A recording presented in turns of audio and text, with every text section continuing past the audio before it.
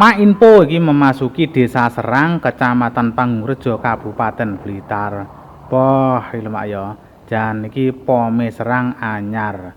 Dadi keteka totokan iki lek sing ngiri kono wi tembuse JLS ya iso teko Pantai Serang.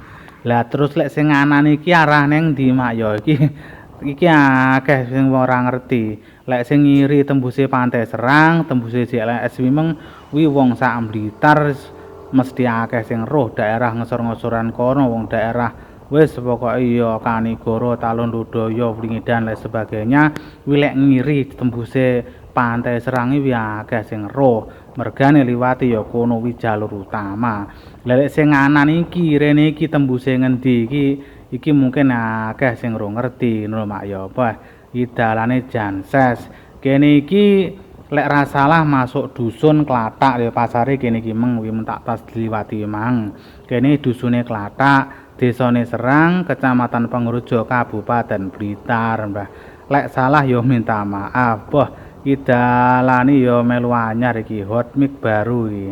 Iki domongi jan 2020 akhir jan ngendi-ngendi iki hot mic anyar-anyar kabeh termasuk dusun Klatak kebagian iki lho. Lah iki kira-kira wis tau apa urung di antara sampean kabeh sing liwat dalan kene iki. Iki lek wong ngeser-ngeseran jarang sing roh. Lah dalan iki tembuse neng ndi? Lah iki dadeke sampean kabeh lek mengitu jalur iki sekinir terus ngono, engko sampean iso teko Desa Ngadipuro. Ngadipuro iki kecamatane Wonotrito. Dadeke Serang iki termasuk desa sing neng wilayah Kecamatan Pangurjo. Wi posisine ning kidul dhewe ya ning kulon dhewe. Kulone Desa Serang wi wis masuk Ngadipuro, Kecamatane Wonotrito, Kabupaten Blitar, mak ya apa. Dadi sikene iki tuane kulon dhewe ya terus dadi Pantai Serit ke masuk Serang, lek kulone nek Pantai Pudak kae ke masuk Ngadipuro, mak ya desane wisan.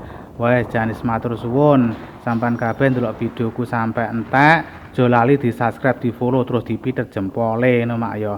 Jo lali dibuka keranjang bione, poh jan sahdu tenan pemandangane kene iki.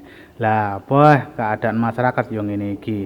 Lah, iki lek jembatan iki pemisah antara Desa Serang karo Desa Ngadipuro mak ya. Yo mak ya infone seputar Klatak.